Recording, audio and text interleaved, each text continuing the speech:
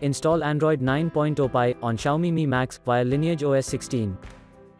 Please check the description for important notes and all the download links. First download ROM and GApps packages, then transfer the downloaded files to the phone storage, link is in the description below. Step 2. Boot your device into TWRP recovery. Once in TWRP, click on Wipe, Advanced Wipe, and select the check boxes, as shown in the image, excluding internal storage. Step 4. Swipe the button to wipe the device. Step 5. Go back to the recovery main screen, and tap on the Install button.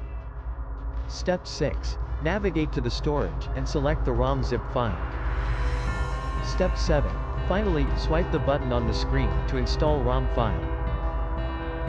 Step 8. Flash the GApps zip package, in the same manner. Step 9. After GApps flashing completes, select Wipe Cache and Dalvik from bottom left side of screen, and swipe to wipe. Step 10. When the flashing process is complete, hit Reboot System. That's it, you have successfully installed the ROM on your device.